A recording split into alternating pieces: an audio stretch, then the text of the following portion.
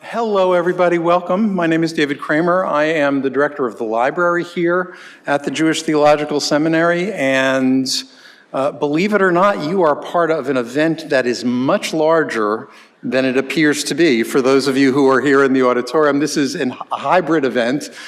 We've been experimenting with in-person, remote, hybrid, and we have got over 600 people registered to be watching this via live stream right now. So you are a part of a much larger audience. We are grateful to you to being here, and as the director of the library here at JTS and sponsor of this program, I want to thank you for coming. This was going to be a program a little bit more than 2 years ago, when JTS was meant to open this new campus that you've just walked through the atrium of, and it was going to be part of a whole combination of events. We've had such an opening season now, but under conditions of COVID, there's been a lot more hesitation to come back. We have, however, really had some fantastic programs, and I'm quite confident that this will be one of them. Let me say a word before opening up to our speakers and introducing them about what we had in mind when we were thinking about doing this program in the first place, and which we are hopefully fulfilling tonight. The Library of JTS, as some of you know, is one of the most extraordinary collections of Judaica, particularly rare Judaica, in the entire world. And we take it as our responsibility to preserve and make accessible as much of the Jewish literary legacy as we possibly can. And we, I think, through the years have done a very good job at doing that. However, I think it's fair to say that when you ask our administration, our faculty members, and even our students, what counts in terms of the range of Jewish literatures for the JTS Library and for the Jewish Theological Seminary in general, my guess would be that nonfiction, religious works, works of Jewish law, histories, other kinds of scholarship would all quickly be listed, and that many would not list fiction as part of the important list at all. And that would be a radical mistake. We in the library believe it's a radical mistake if someone arrives at such a conclusion, because we've taken it as our responsibility to collect fiction of Jewish interests in abundance. I think it's fair to say that we are actually the best destination in New York City for Hebrew fiction, for example, for Israeli fiction. We've got a wonderful collection, and we have visitors come all the time to borrow here what they couldn't obtain elsewhere. The background to the prejudice, I think, goes back. I'll illustrate it by referencing a conversation I had with a very practical uncle of mine. He's an attorney, and we were once in a car and had a discussion where we were talking about books, and he was talking about the histories he was reading, and I was talking about the fiction I was reading, and he challenged me. He said, "Why in the world would you read that stuff, right? It's not true," right? That was his objection. At the time, I tried to explain why I read it, and I argued against his position. Little did I know at the time that I would discover the answer on a badge that I found in a parking lot outside of Havana at the Hemingway House in Cuba. And of course, they are like any other tourist attraction. They're selling things that you can bring home. So I found this badge and I said, I finally have my answer to my uncle. I don't know the source of this, maybe one of you does, but the quotation from Hemingway is this: "All good books have one thing in common. They are truer than if they had really happened." Let me read that again. All good books have one thing in common. They are truer than if they had really happened. Anybody know the source? No? Even if it was invented, right? It doesn't make a difference because it speaks so directly to the truth. Anyhow, I've got that on the bookshelf in my home, and it reflects a personal prejudice as well as a library conviction. And so that is what lies behind the program here tonight. We are going to have a conversation between authors Nicole Krauss and Joshua Cohen. I'm going to prompt them with some questions, but from my experience gathering beforehand, I know they'll have plenty to say to one another even without my intervening in that.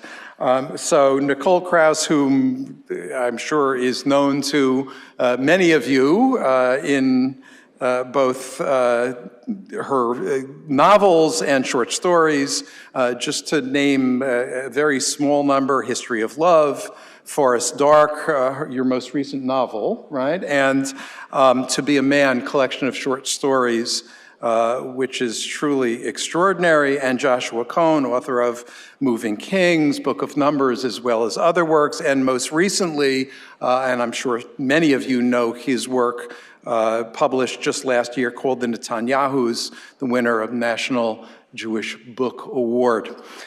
So we're going to commence a conversation, and we'll spend about 50 minutes at that conversation, which will include near the end questions that come from you. So please sit back, enjoy, and again, thank you for coming. I'm going to begin with a question to each of you, Nicole first, and then Joshua. Tell us about your work. Wow. Well, your introduction reminded me of something that Philip Roth often said when journalists would come to his home to interview him, and in order to bypass all of the trouble that would inevitably happen, he would say, "Everything in this novel actually happened.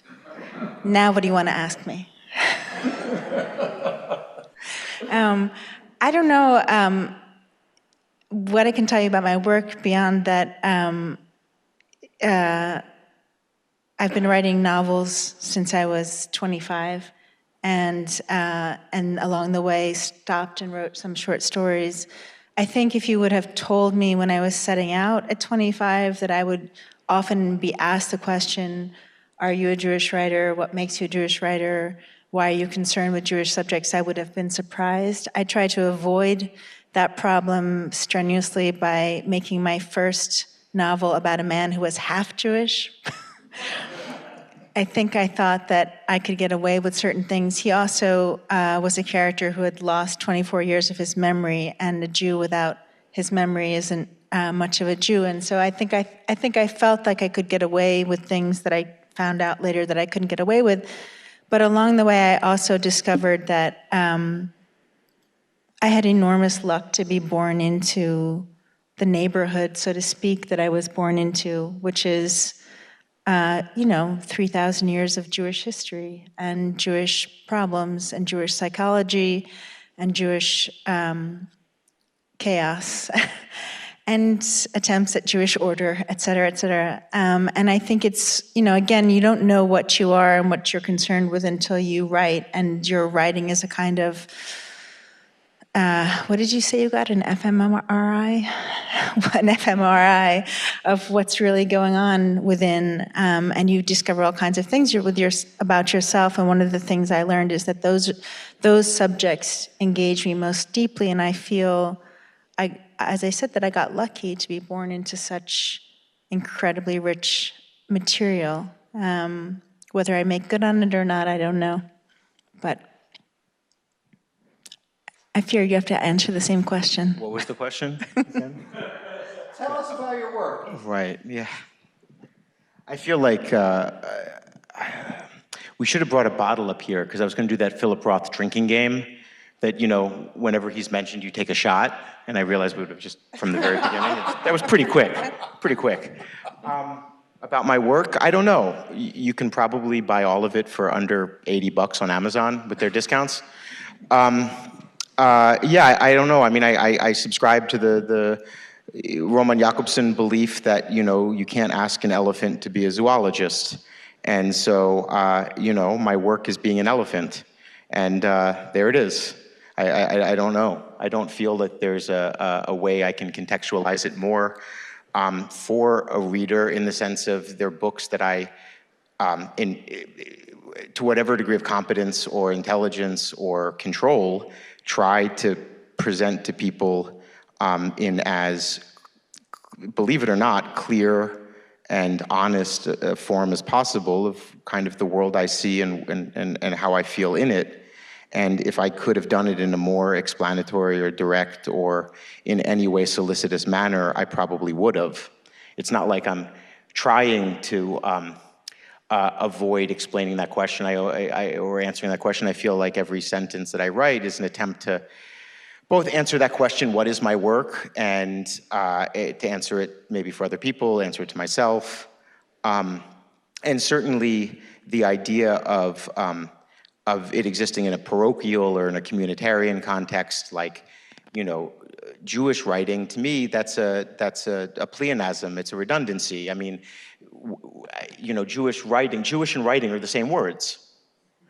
So when you say Jewish writing, you're just saying writing, or Jewish, I don't know. And so I can't really separate the two. I wouldn't be interested in trying to separate the two, because that would be a separation of my own sense of where I'm writing from and what I'm writing toward, from the actual material that I'm producing. And I don't know that that's possible. Excuse me. Isn't it? Do you want to say something? I always want to say something to. I know. Well, no, actually, Josh and I met just earlier, and we were both talking about our work, and we were talking about the troubles of our work. And I think the subject that we both fell upon most rapidly was just a sense of how difficult it is to write it in this particular moment, Jewish or otherwise. I think I had said, well, now you won the National Jewish Book Award, doesn't that make it easier? and the answer was a resounding no. But I think there's all of this, the past, and both Josh and I have already been young writers and had certain kinds of ambitions about how we wanted to articulate ourselves and what we wanted to be in the world. But we now I find myself, and I think you would agree, at a moment where it's difficult to justify what we do. Who is reading the kinds of things that we cared about reading when we were growing up? Who would want to read the kinds of things that we care about writing? And you would be surprised at how much that trickles into a sense of dedication or motivation. And I don't know that that's just about diminishing readership. I don't know how you would feel about that. About being depressed? Is that what you're asking? Well, let's start in a more hopeful note. I mean, I don't know that I was ever a person who, I enjoyed shouting into the cave more than I enjoyed the echo, right? And maybe part of that was just innate to my personality, such as it is. Maybe some of it was because I couldn't hear other voices so easily. But I think that there is something to be said of, what is the what is the utility of something question. And so much of art and so much the process, as you know, I don't know why I'm telling you everything you know right now, right? But it's like, which is probably par for the course in our relationship, but it's part of being a writer is getting over the question of utility. It's being able to be okay with the idea of a day where you spent all day staring at something but nothing was made. And then it was somehow, out of the sum of those days of staring at something and making nothing out of it, there's suddenly a book made of those consecutive nothingnesses. And then you ask, well, of what use is this to me? Of what use is this to anyone? And then that's not helped by its market fate, right? To me, I tend to think of it entirely oppositionally, which is where I think, I don't know if we part ways here, but I think this is a difference in my personality. The less someone wants something, the more I want to shove it down their throats. I think that an element of that is just comes from the aggression of you don't understand, let me show you. And another element of that comes from, in a weird way, wanting to share how it feels when I actually have an idea. And the imperative of you must write it down now, it's the same thing, you must read this now. I mean, I think a lot, I don't know that I would say this in other settings, but the idea of prophecy being delivered as something shoved into a prophet's mouth is deep in the Jewish tradition. It's there are dreams, sure, there's channeling of voices, but there's a lot of like, here's a piece of paper, eat it. And I feel that. That said, more and more people will spit it back in your face these days. Right. Do you care, in that sense, how many people will listen to or read what you write? Because I think to some degree, I always grew up reading things that not many people wanted to read. And I always felt that I was in a small cabal of people who wanted to read those things. And I always felt that if I wrote something that a lot of people wanted to read, that I probably had written the wrong thing, and I should go quickly in the opposite direction, in some sense. So I'm not sure that I ever have had that measure of wanting to shove anything into anybody's ear, but that somehow I was in, I mean, you've said this before too, I know you feel this way, that I was in conversation with the dead, that I was in conversation with the writers that I loved. And I wonder whether that conversation, as one ages and as one grows out of becoming a young writer and becomes something else, I wonder if that conversation with the dead is as significant. And if it isn't, who is the conversation with, in a sense? Well, one of the weird things about getting older is you get more dead. So, that helps. I don't know. I mean, I was thinking about this.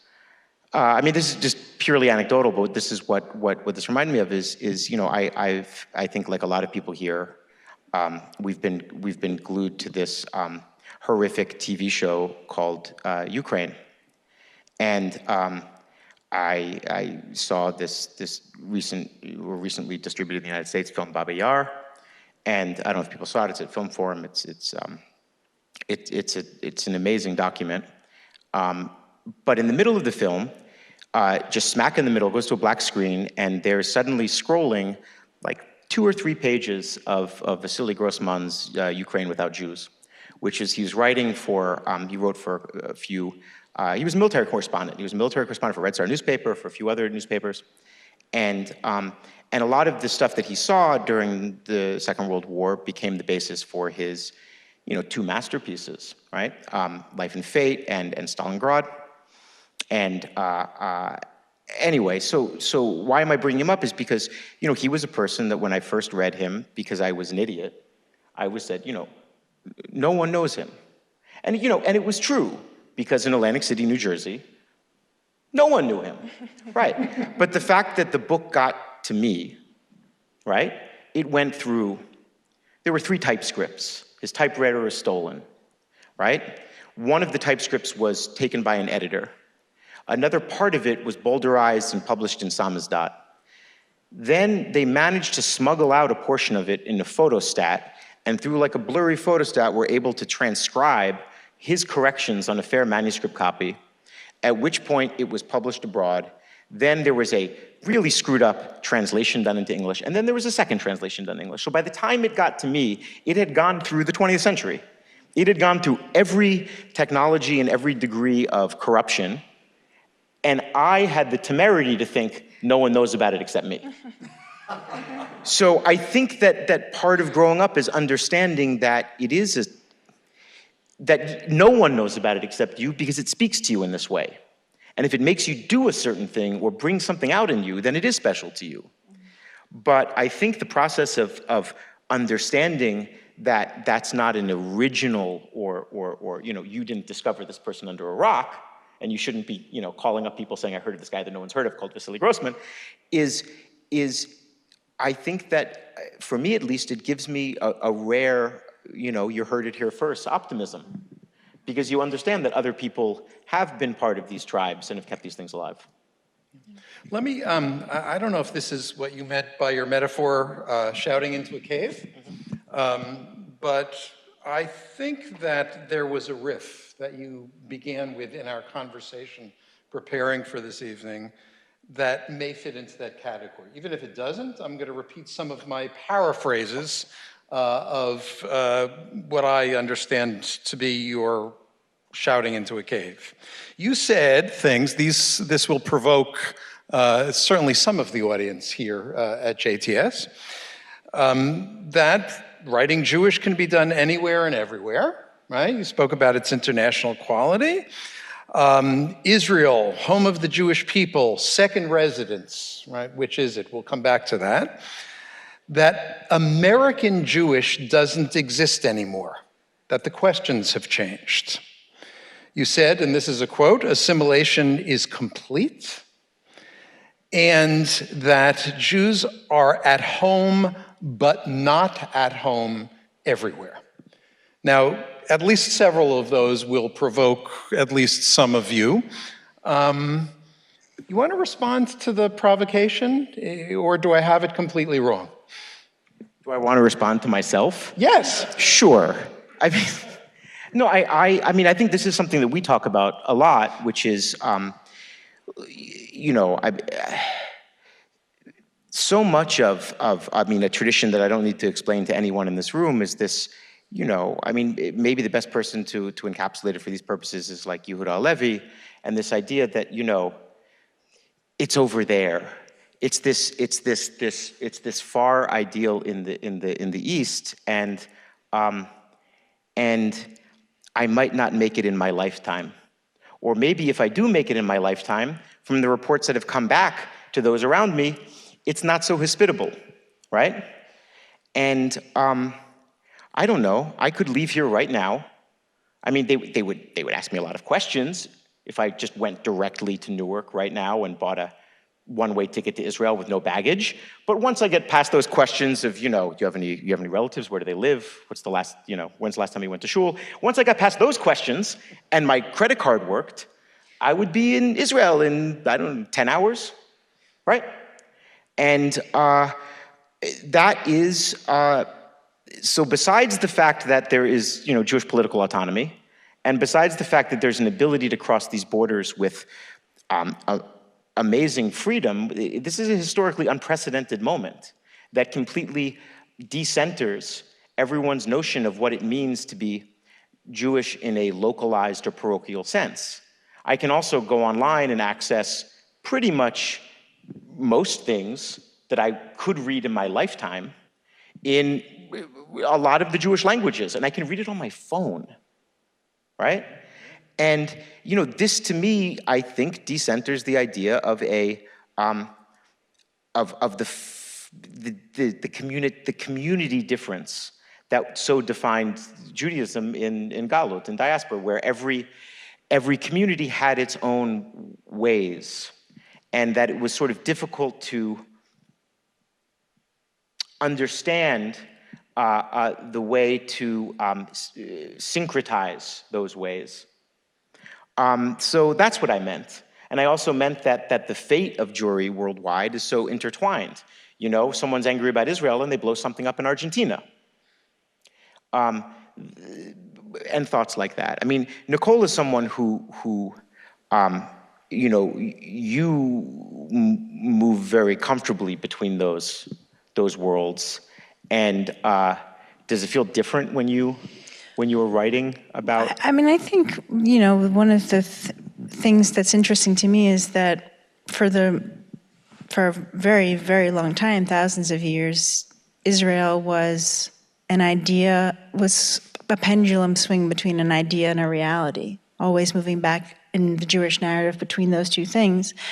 And at a certain point, Israel became an undeniable reality that was no longer something that we in the diaspora or from the outside could control the definition of as our own vision in some sense. And it became, especially in a city like Tel Aviv, which is happening in a, you know, Arab context, which is reinventing itself in entirely in a language in which most diaspora Jews don't understand, Hebrew.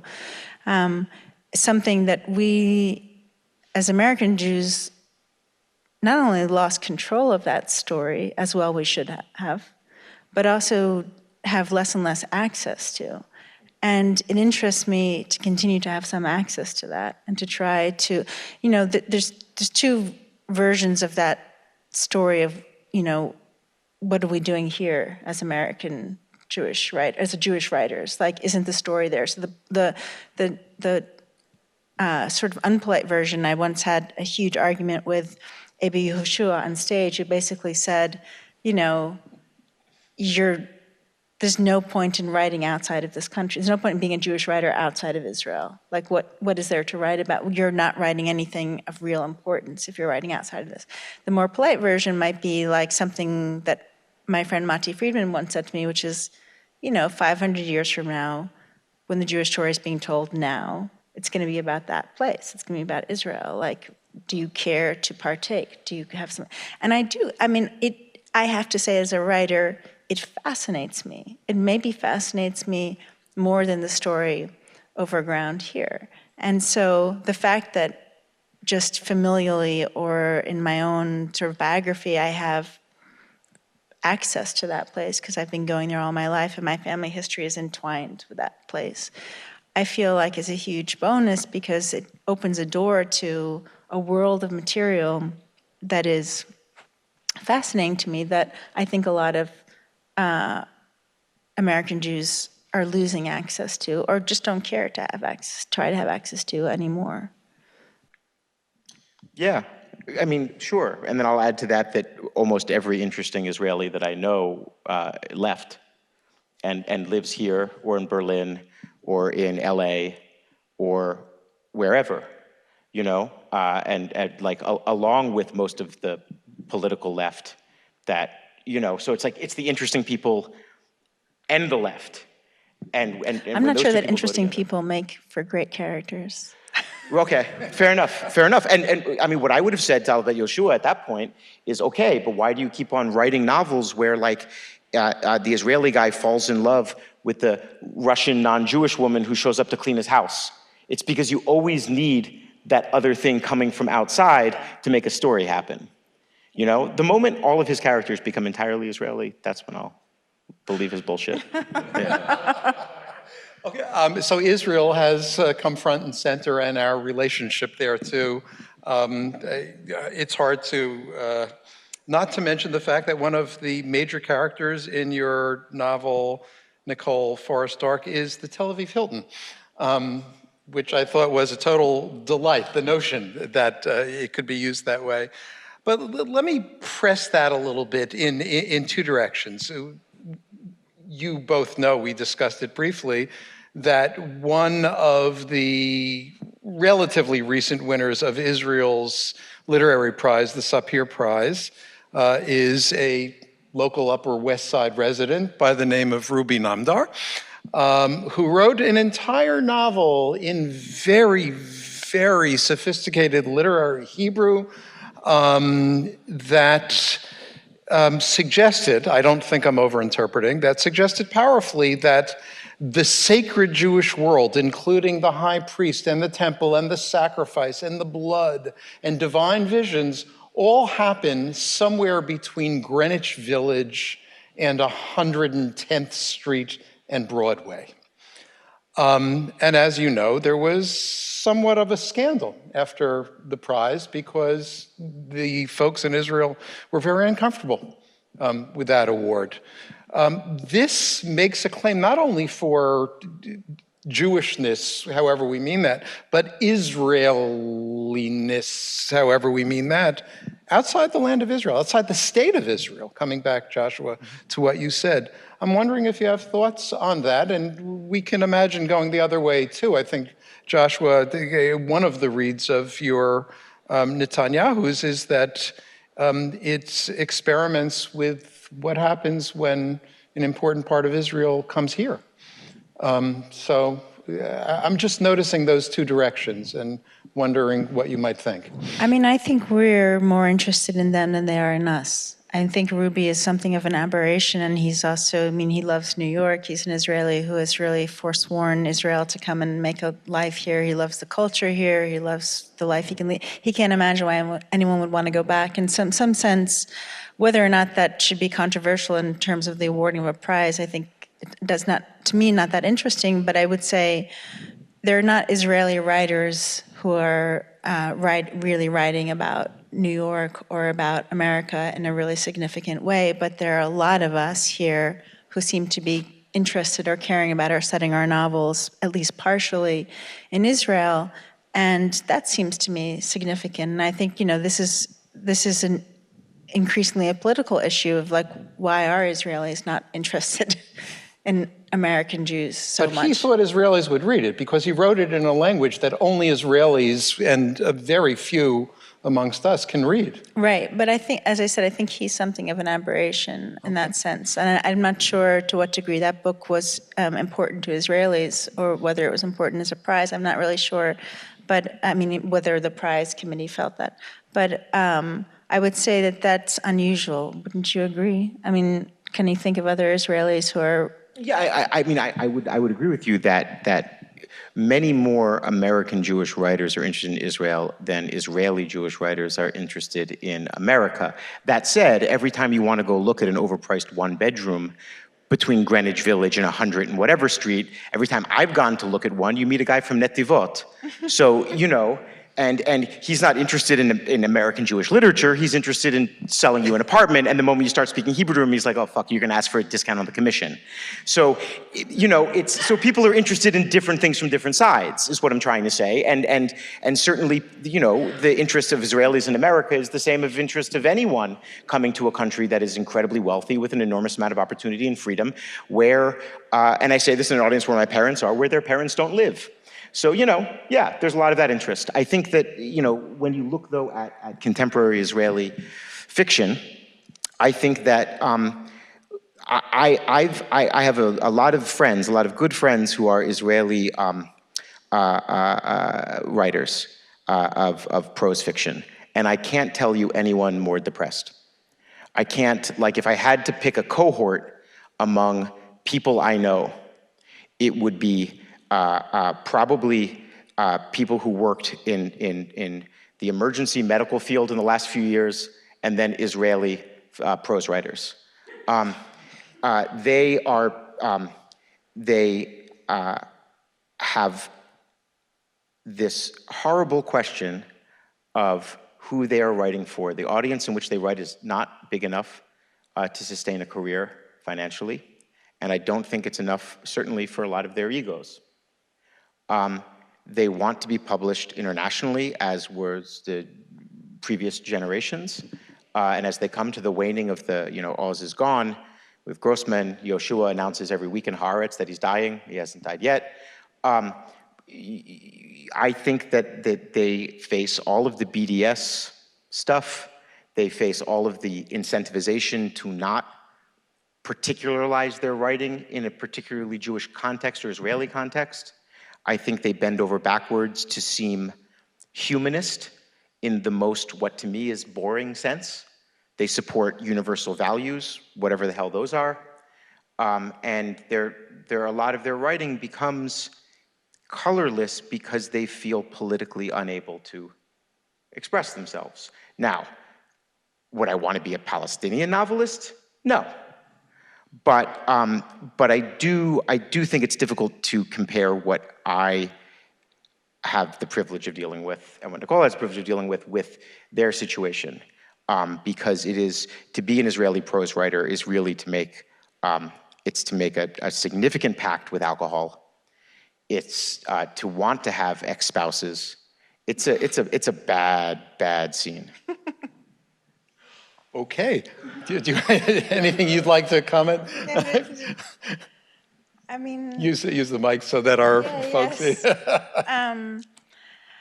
I mean, I think there's something true about the privilege of being born into Americanish. Yeah. In terms of being a writer and what it brings you in terms of translation and the possibility. I mean, maybe we have a certain privilege of being able to write about Israel that they don't have. But, To be honest, I think every time I sit down to write a novel or a short story and it's going to go to Israel, I think that I'm shooting myself in the foot here as well. I mean, I think that is not, it doesn't get us more readers. I mean, it may have gotten you more readers. I don't know. I'm not sure. But it's certainly problematic. Yeah, I mean, I think that one of the other things is that so much of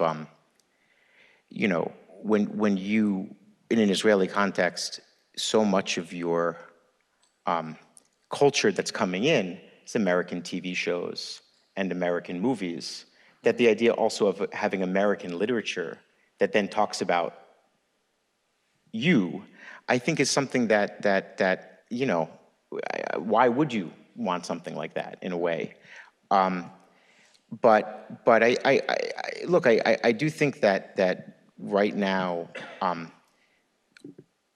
we're living in this age where, for some reason, like the Frankfurt School and the Slavoj Žižeks of this world have convinced everyone that they were right and that everything is political, and that even to say you don't have a politics is in fact to state to the world that you have a politics, that your apolitical nature is essentially political. And that has, I think, fundamentally rewritten the landscape of literature to where, when a writer writes that someone is of a certain country or of a certain ethnicity or of a certain race, it's not a fact of a character, it's suddenly a decision that is directly attributed to the author and reflects their own emplacement within a political spectrum and their own sense of, blindness or deafness to who they are with relation to who their readers are and where their characters are coming from. And I think that affects everyone. I think it's something that is incredibly difficult to fight against. And then there's a question of why would one want to fight against it? But it seems to me that, if it's not news, the Jews have had a lot of enemies. I don't think that these politics are going to be the things that kill Jewish literature, is all I'm trying to say. Okay. Let me test this notion. We decided on the title for this of Writing Jewish. We've used the term Jewish writers. I wonder what that means beyond simply one self-identifying as a Jew and being a writer. And I'm going to use a specific example. The Polish writer Olga Tokarczuk, winner of Nobel Prize a few years ago, published a book called The Books of Jacob, which has only recently been translated into English, now widely available, getting a lot of attention. It is a book about Jacob Frank, a messianic movement of the 18th century. It is the most Jewishly detailed book I've ever read. And I don't state that with exaggeration. The Hebrew references, the analysis of Talmudic passages. I mean, one could go on and on and on. And yet, here you've got a Polish writer who is not Jewish, who did a lot of absolutely astounding research. So is that writing Jewish? Does the fact that she's not writing as a self-identified Jew change that reality? I mean, I could have chosen other examples, of course, but this is an outstanding recent example. What do you think? I mean, I think for me, I always think, I prefer not to think of myself as a Jewish writer, frankly. I'd rather not be put in any pigeonhole, and as Josh said, just rather be an elephant if possible and not think about what that might look like or sound like. But I always think of, if I have to be that I'd prefer to think of it as a kind of spiritual position, which is to say a kind of rational skepticism, a kind of attraction to uncertainty, an ability to hold certain kinds of ambiguities, a refusal to go quickly towards any kind of certainties. I mean, I think I have that. I'm continually haunted by editors or critics who wish that I would wrap things up or come down on one side or the other of things, and I am forever avoiding doing that in some sense. Like the preservation of some mystery is more important, of communing with some mystery or considering some mystery, being able to create that in the page and hold it is far more important to me than in any way providing some sort of certainty or some kind of politics. And I'd like to think that that comes from, you know, a Jewish sense of being in the world. Whether any writer might say that, you know, whether any writer might agree with that or not, maybe that's what you mean, Josh, by saying Jewish writing is, all writing is Jewish in that sense. But I feel... It is, I would say, quite Talmudic, the refusal to be pinned down to a conclusion. Or even the notion that a resolution of the argument is a failure is very Talmudic, and I've always loved that idea, and it's irreverence in some sense. But I think it's innate in my approach. I don't think I could, it was never a choice, it was never something that I decided was an aesthetic, it's just my position vis-a-vis whatever I'm thinking about, and people, and narrative. And so in that sense, I can probably sit comfortably with the idea of being a Jewish writer in that way, irrespective of whatever my actual material may be. Do I think Olga Tokarczuk is Jewish? Well, I'm just using that as a test of, you know, to think about.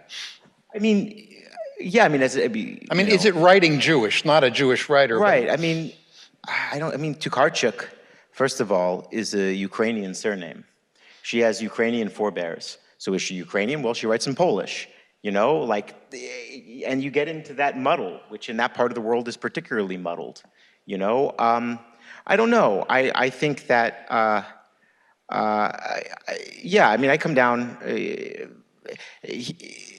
this is how difficult it is for me to agree with someone, right? That's the Jewish element. I agree with Nicole, begrudgingly. You know, always, right? But it's you know, so much of for better or worse, so much of whatever Jewish education I received was about the power of the negative, right? And I don't mean it in any sense of like apophatic, you know, theology or, you know, the negative presence of God, none of this stuff. I mean it as purely, you know, what they tell a kid, you know, when they tell you to bow down to an idol, you decide, you say no, and you will die al Kiddush Hashem instead of doing the thing, right? It's that basic kind of kid lesson.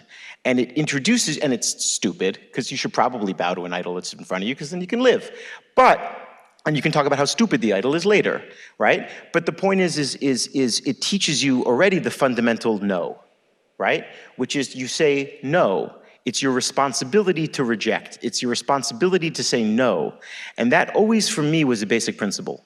That always for me was someone wants me to agree, someone wants me to join, someone says, come be a Jewish writer. No. Someone says, you know, you can just be an American writer. No. And it's the insistence on the saying no that preserves the self and preserves, I think for me at least, like the independence of perspective that allows me to see clearly and hear clearly and create. And so I'm very hesitant to call it a Jewish principle, because that would be also a form of agreement. But there is, you know, I'm sure there are negative aspects to many traditions. But it's that negation, you know, where to be a writer, you have to say no to a lot of other things in your life. You have to tell them to stay away in order to do it. Mm. This is Nicole's biggest thing with me. You have to learn how to say no. Okay, the obvious question, we discussed this in our prep as well, quick or less quick, the difference between this generation of those who consider themselves or don't consider themselves Jewish writers writing Jewish and the prior generation. We can take a shot of whatever, sparkling water. Right, sparkling water, right. But so.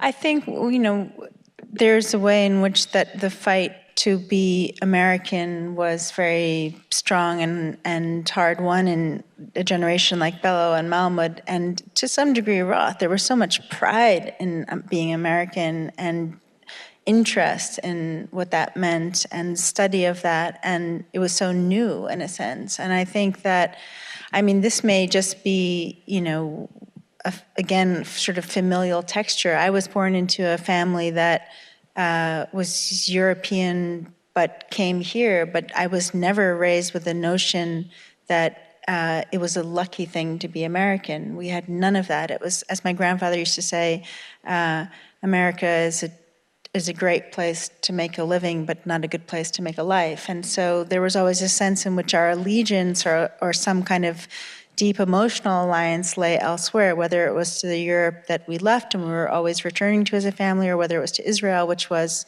the one geographical constant that held my family together.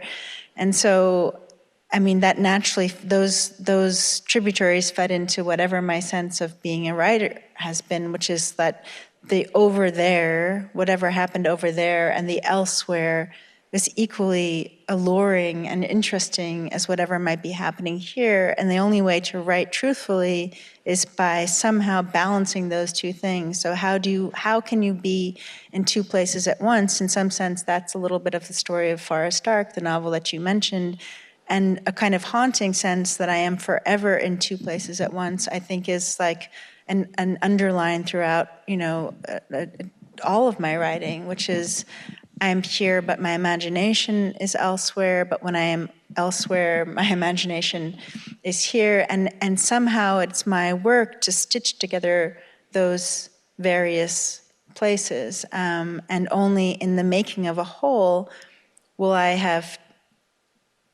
somehow done something authentic to me. I think that it's not a mistake that I think all of my novels, with the exception of the first, have been what you call polyphonic, which is multiple voices, multiple narratives that are being sewn together into a whole. And there's something deeply satisfying in that, because I could never achieve that in my own life. What were we talking about? I don't know. This generation. This generation.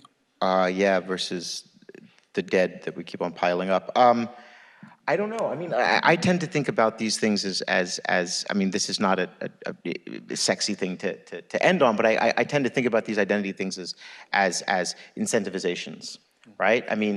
For Bellow and Malamud, that generation, right, and certainly for Roth, there was an incentive to play both sides, right?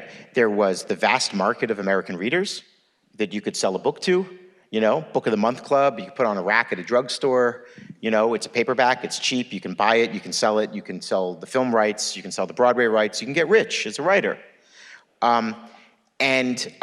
So there was an incentive, and also there was some, despite how much you did hand-wringing about how he was treated by people here and people in other places, it helped him. And so he always played both sides of that fence. And I think it was really, the turn would be taken, I think, deep into the counterculture, right? Where, America goes from, for Jews who are the children of immigrants, it goes from being this story that's on the right side of history, and America's triumphant in the Second World War, and this kind of very exceptionalist, triumphalist narrative, to this idea that suddenly maybe it's not so great to be American. Maybe America's bombing Southeast Asia and doing horrible things and undermining governments in South America and Central America, and maybe this is a problem. And then you enter a period of writers who suddenly, it's a disincentive in a way to proclaim their belief in America or their interest in America. And I think Roth had a problem with those fair weather Americans because of the way he was incentivized being an American earlier in his career. So you get to now, I don't know. Is it good being an American? Is it good being read as a person who believes in the quote unquote story of America? I certainly know a lot of Jews go out of their way to talk about how their identity is Jewish in order that they're not just thought of as regular white people, so that they could have some sense of exceptionalism within a climate in which whiteness is perceived as as having a certain moral valence.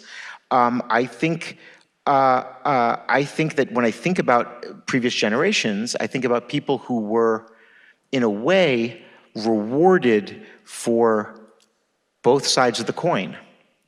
And I'm not sitting up at night resenting the past, but I'm saying, like, how nice. It was a time when America was said, oh, I'm interested in you for your quote-unquote Jewish difference, and that they could feel to themselves active in their Jewishness by documenting that transition. I've experienced neither of those.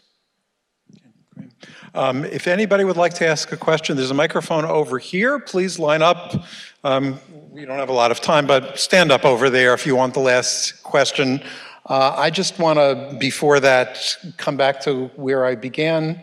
I'm curious, is there something in your writing that you would identify as truer than if it had actually happened? I mean, I think it's all truer than actually happened. But I mean, as I've written a lot of nonfiction. I've worked a lot as a journalist, and I know the frustration of, where the facts end. And in a lot of the ways, the impulse to fiction is to assemble the best facts of disparate cases and to build almost the Platonic case. There's no, that has all of the perfect features of an argument that you would like to make, that in reality is scattered among a million true stories, right? And so I kind of see fiction as a hoarding of truth from as many different sources as possible in order to present the picture of a feeling. I guess I think a lot of a book that mattered to me when I read it a lot, and I think mattered to you too, which is Yerushalmi's book Zakor, in which he makes this distinction between Jewish memory and Jewish history in some sense. And I think he talks at some point about the Holocaust as being the Jewish event about which the most amount of ink has been sort of spent as a historical event, but that the real experience or evidence or the sense of that event is not going to be sort of preserved by the historian's anvil, but in the novelist's crucible, which I always found a beautiful phrase. And I think there's I have always felt that whatever version of my own life, whatever version of history that I can get at in my books feels to me, more authentic than anything that I could never imagine trying to write memoir or trying to. I think there's some sense in which, we have this privilege of having this parallel world of literature where we can go to as readers or writers, and everything is somehow more resonant in it, more powerful, and we can't live there in some sense, but whatever truths we manage to construct there or reveal there, we carry back to us into this other world. But I try to spend as much of my time in that parallel world. Okay. Hi, thanks so much for your work. I'm a big fan. One question, having read so much of both of your work, you can see that there are certain themes that are really fascinating that maybe you become obsessed with over the course of, building out a certain story. I'm curious now, looking towards some of your future writing, like what are some of the themes you are each now obsessed with and why? You can start since you're further in your work than I am.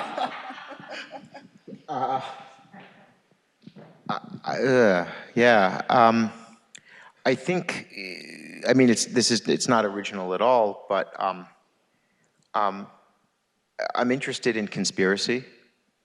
I'm interested in what role conspiracy plays in people's lives.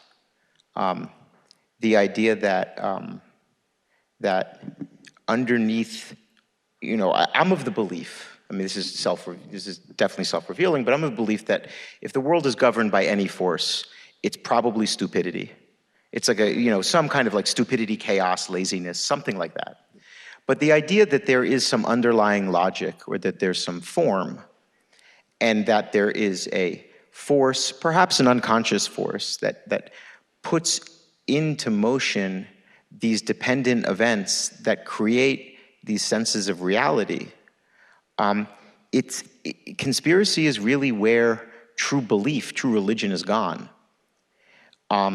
Its narratives really reflect ideas of a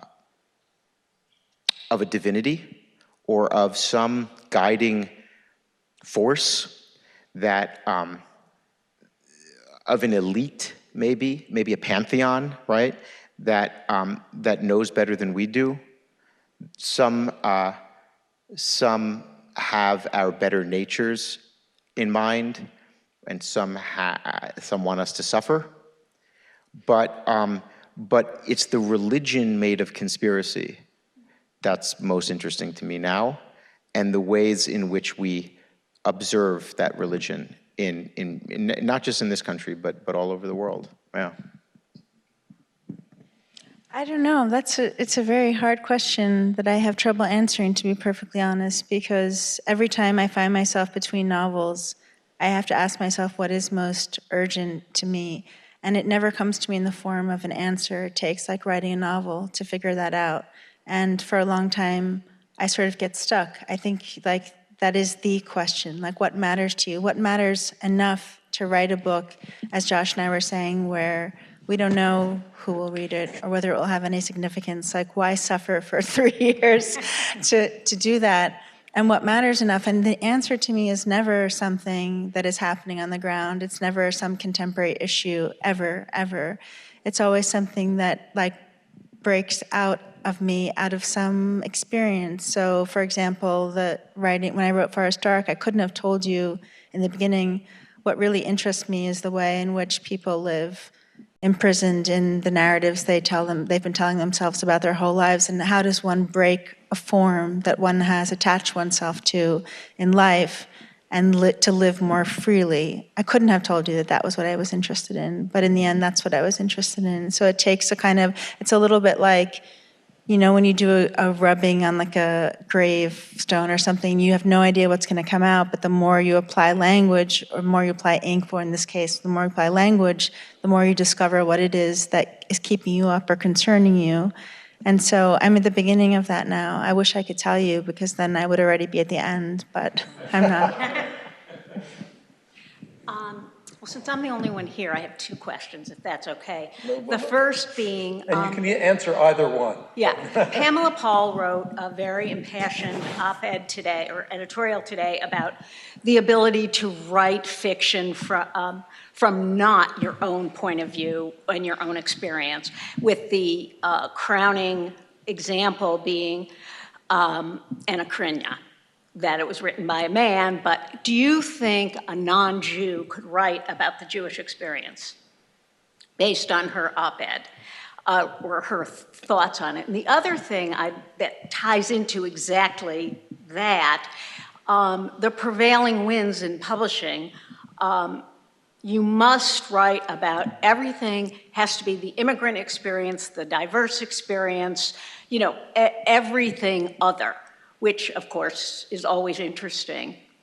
But that it's interesting that the Jewish experience is not included in that. So that is not considered your own voice, your immigrant experience, your outsider experience, your different, your other. Why is that? Why is the Jewish experience not considered part of that cachet that must be published now, and you don't see as much door opening? You two are both established, so the Jewish experience from your point of view can be published. But if you take a 25-year-old with a new Jewish experience, it's going to be considered a white Caucasian story and not something that publishers will want right now. And what do you make of that? And I don't know, it's just a thing. Who's getting in trouble first, me or you? Always you. Okay. Yeah, I don't know. I mean, first of all, I don't know that I take writing advice from the editor of the New York Times Book Review. I mean, with all respect to her, she's, you know, right, she's got to write a novel, you know? I don't know. I mean, the question I would ask the New York Times is, you know, over Chol Hamoed or a little bit before, you know, 2 guys in Lakewood stole a car, right? And ran over 3 Jews outside of shul. People saw this, Lakewood, New Jersey, like 5 days ago. You know, went around the block then and then hit them again. And, you know, that was on what, page, I forget, C or D, whatever local, you know, page C12. And it was, you know, a paragraph. I mean, this was Dara Horn's point in her book, you know, about, you know, dead Jews. And so I don't know that the problem is with literature. I would say the problem is more with covering people who've been murdered or threatened in this country before it is like, can someone get their book published? But yeah, look, what I usually think about that is history has shown us worse. Again, I don't think like American politics that come at a particularly fraught identity moment is a thing that is going to break quote unquote Jewish literature. And if it does, then it wasn't anything strong enough to begin with.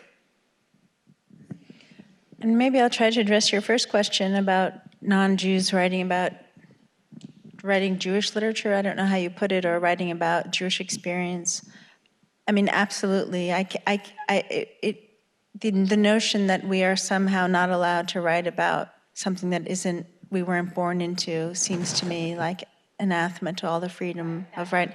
And the first book that came to mind is a book that I had to reread recently by a writer that I love because I was teaching it, which is a book by a German writer called Jenny Erpenbeck.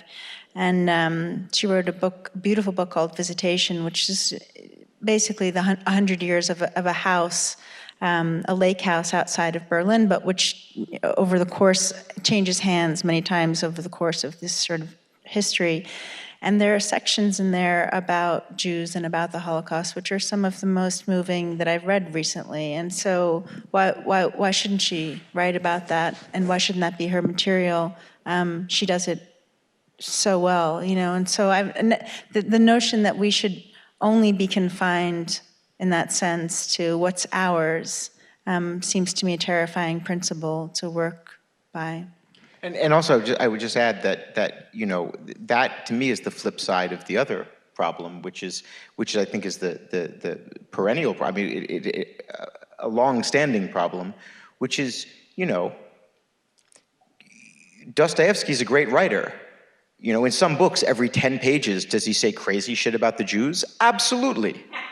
But it doesn't change the fact, I mean, you know, the idea that you would stop reading Dostoevsky because of it.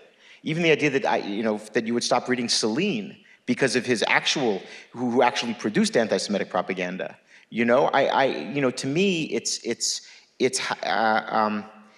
that's the other side of the equation. So the answer is you know, I think a non-Jew can write beautifully about Jews, about any human, but it's also is that when they don't, right?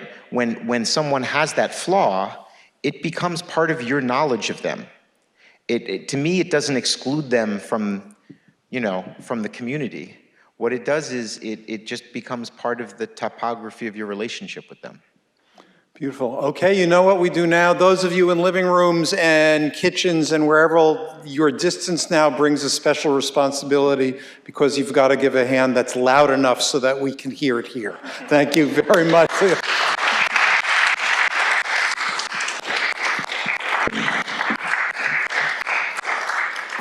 Thank you all for coming. Thank our authors for an absolutely fabulous discussion, rich and thought-provoking, and I'm sure we will all come back to it in our reflections many, many times. So our deepest appreciation.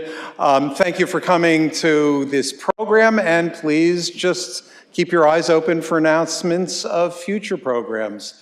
Bye-bye.